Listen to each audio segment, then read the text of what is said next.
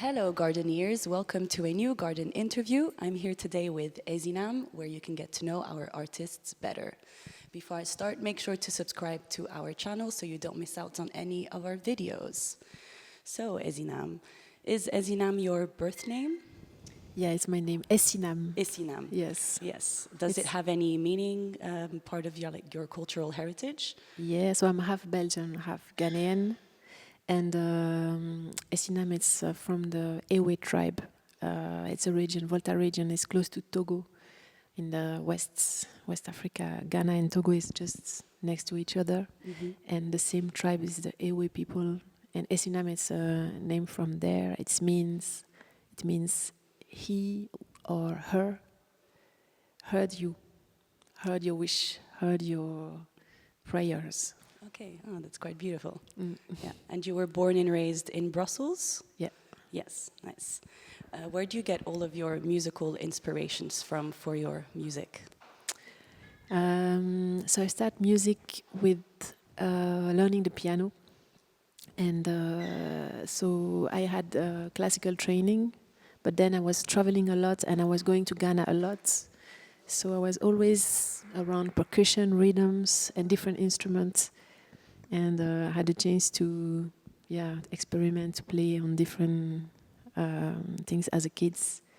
And then listening a lot of different music. So my inspiration and influences are really open and diverse. Yeah. I think it's because of all background mixed and that's it. You started off playing with a lot of different instruments, but then the flute became your main instrument. Yeah. What do you think pulled you to really use that as your main instrument? I think because traveling, it was really easy to have an instrument with me, as small and as light as a flute, but also you can play all kind of music. So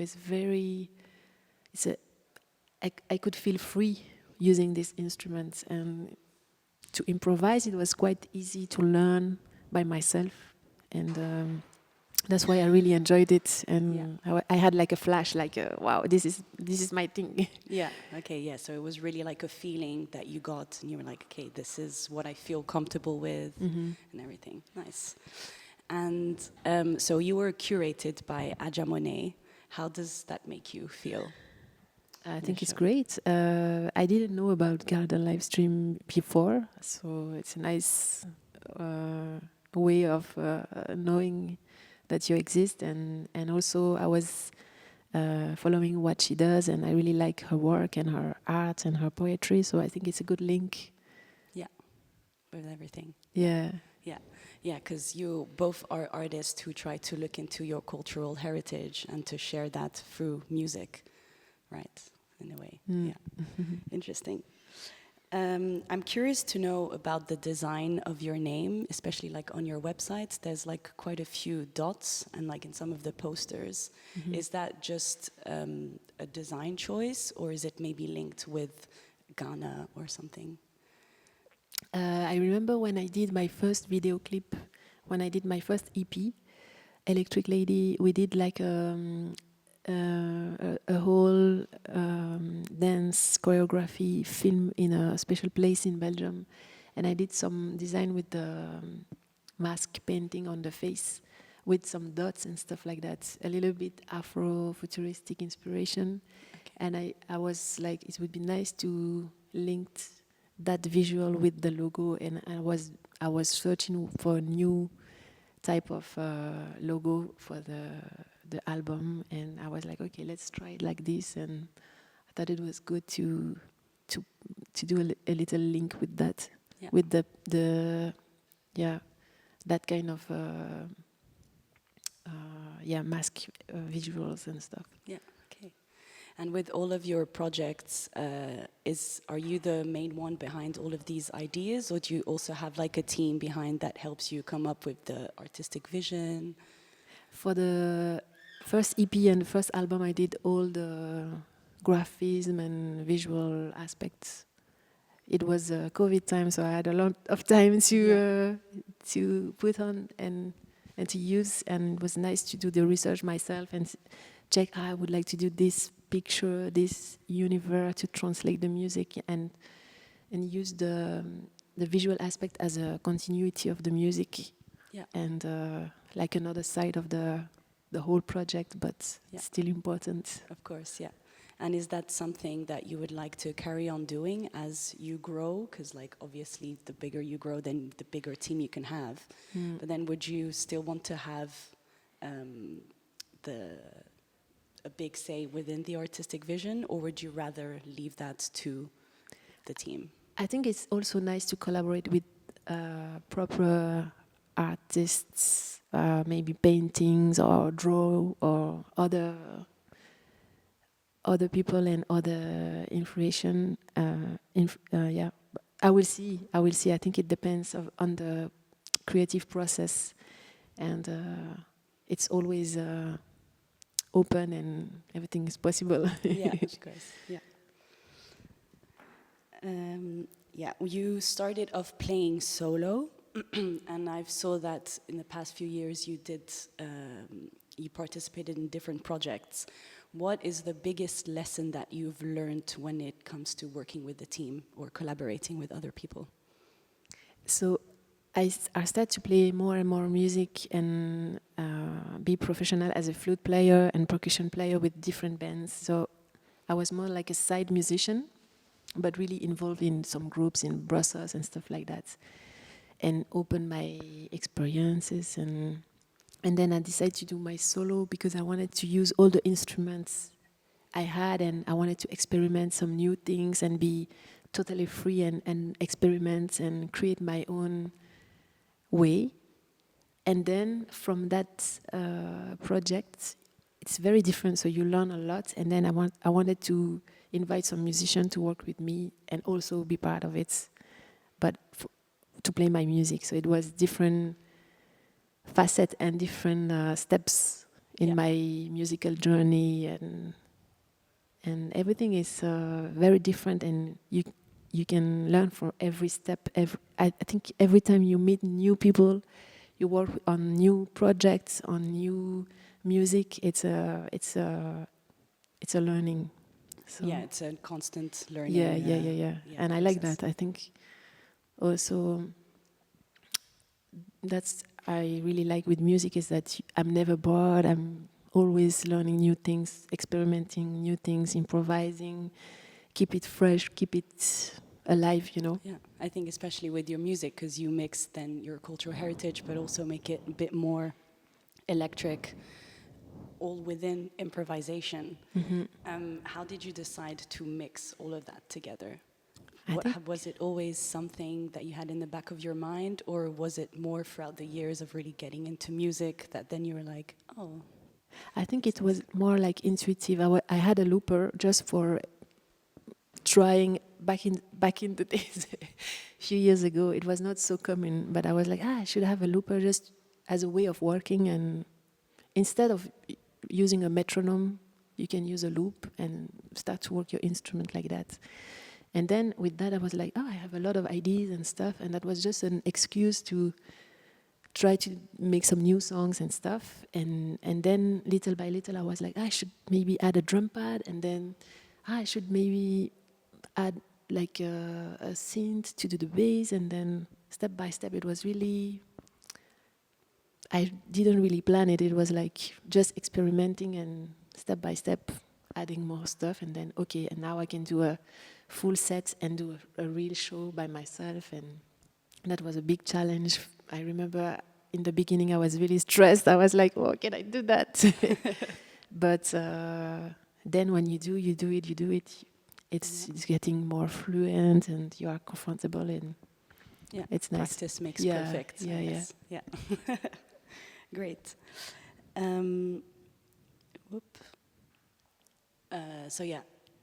So with your creative process, I imagine, it's just a lot of like testing and experimenting things. Could you maybe describe us what would a session for you look like? Wait, sorry, I didn't word that correctly at all. Could you describe us what a creative process of yours looks like when you decide to, okay, I'm going to start a new project? What does it look like? It depends. for example, when I create new music, sometimes it's just playing an idea and then jamming and improvising some stuff, and then I'm like, this I like it, I keep it, and then I build on it from flute phrase or from a beat or something. And sometimes it's really like I sit down in front of my computer and I start, okay, today I'm gonna start a new draft of something, and I just let my inspiration without thinking, but I will maybe produce something, a bass, then I let it, and then I come back, and then, but I really like to let the intuitive ideas. I don't try to think too much, like I have to do that, like I don't have a real process or a formula or something. Is every time is different. Yeah, so it's really based on the feeling and on the mood of the day, and then you just... Unless I have like someone who's really asking me, can you, like as a job, can you compose? I had to compose a choir, a music for a choir with 4 voices and stuff like that, with certain specifics. So then I can do it also. Yeah. But it's always connected with, what I want to share, the feelings, And where do you find inspiration for these feelings that you would like to share? I think the melodies are my basis, because I don't know if it's because I used to play a lot of classical music, but for me, emotions are translated with melodies or rhythms too. And it's more, music for me is a translation of emotions. Yeah, I think. Yeah, and where do you stand when it comes to your classical background? Because now it's more of a jazz improvisation background. I think at the end I'm a self-taught musician. I have a base of studying stuff, but I don't really use my reading skills and stuff like that. Okay. It depends the project. Sometimes yes, and it's always useful, but it's not my main. It's not my main way of playing. Yeah. In your last album, I saw that there's a few tracks that you recorded yourself in your home studio, and the rest that you recorded with your band. Do you have any preference between the two? I think I really like both, because when I perform solo or when I produce, I know I'm just by myself and trying some, so it's like more freedom in a way. But then when I work with them, it's nice because they have some input, some ideas, some sounds. I choose them because of their background influences and how they listen to music, and I know that they can play a certain way also. Yeah. And it's nice to have the inputs. Yeah. For how long have you had this band for now? Since 2019, I think. So yeah, quite a while. Few years, but then we had a pause. Yeah. But yeah, we have played. We had the chance to have like a real album release tour in 2021, and then last year too. So we did quite a lot of shows, and then also solo. So I like both. Okay. Yeah. Could you elaborate on how you selected your band members? Because you mentioned, it's because of their musical background, but if you could be a bit more specific. Yeah, the guitar player is from Brazil. He has a really nice groove and a sensitivity that I really like, the musicality of him, and also the human aspect of the person, really nice personality and always quiet, really positive and smiling and stuff. And I really like the sounds. Also, he's really using some effects and texture with the guitar. It's not just riff or rhythmic or melody, it's also a whole texture of the sound. The drummer is really good because I like her. His influence is really, he can play a really good trap, but also he has different backgrounds, and he understands when I want him to play a certain groove. He's like, okay, let's try. And I was like, are you sure you can do it? Because I do it like in my computer with program and stuff, and I don't know if you know, if you can do it in the real life. But Yeah. it's like, yeah, let me try and see. And also, I really like the band he's playing with.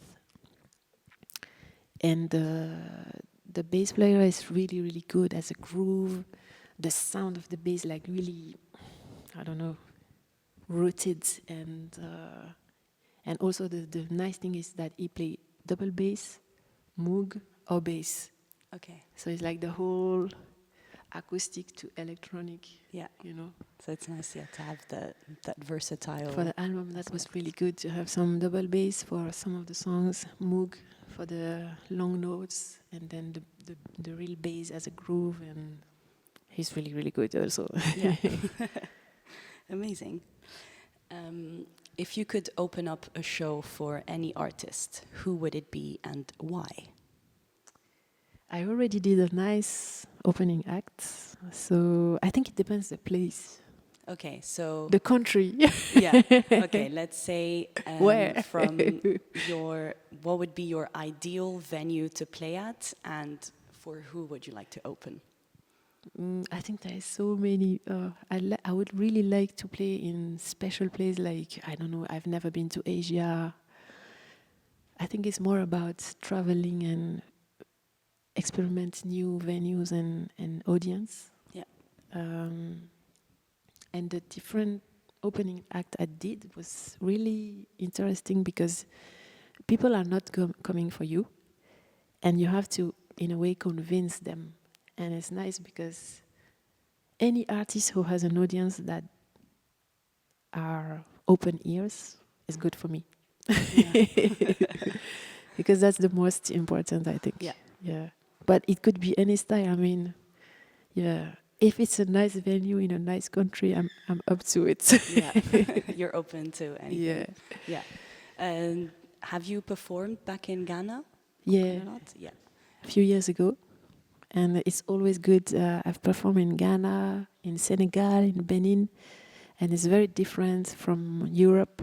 It's another response. When I take the talking drum, there is a relation with rhythms. Yeah. I know that people get a little bit more the polyrhythms I do.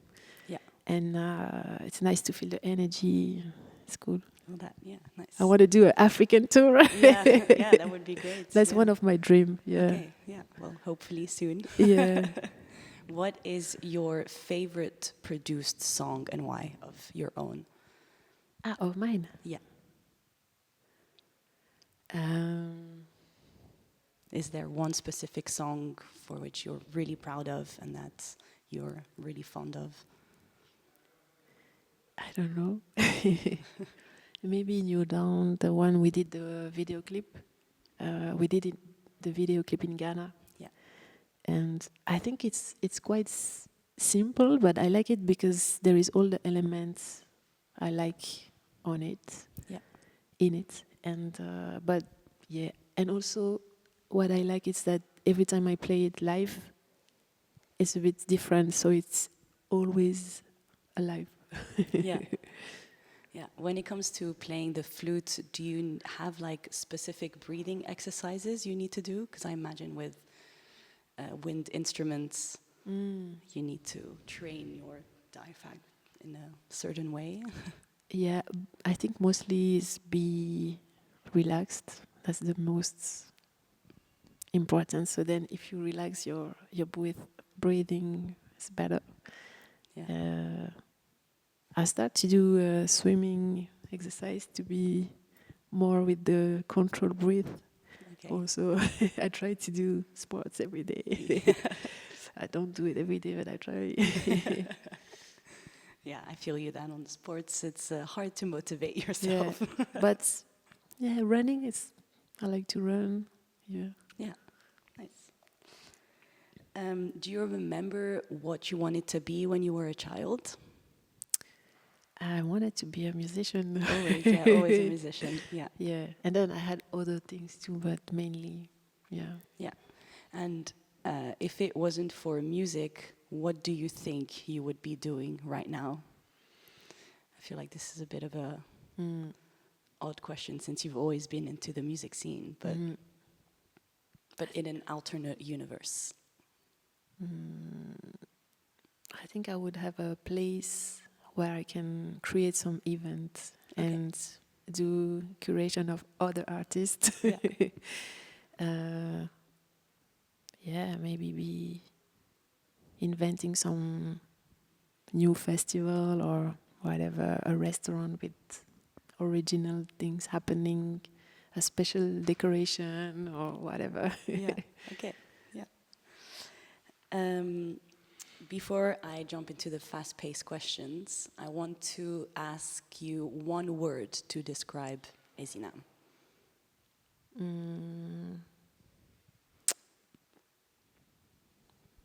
Listener.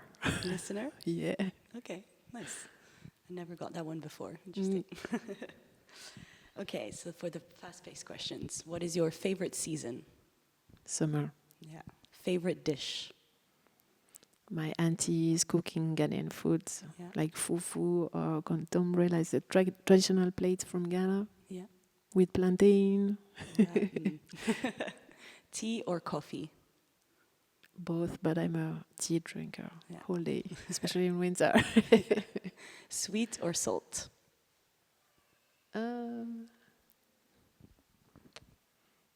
Both. Both. Yeah. Cats or dogs? I'm more a plants person. City or countryside? Both. Both. Yeah. Early bird or night owl? Both. I don't sleep. Flute or percussion? Ooh. Flute. Yeah. And finally, recording or performing? Performing. Performing. Nice. All right. Well, that's everything that I have for you today. Thank you, everyone, for watching. That was our interview with ESINAM. If you'd like to support us, you can do so via the description below, and make sure to keep an eye out on our website so that you can rewatch her live stream whenever. Thank you, and bye-bye. Thank you.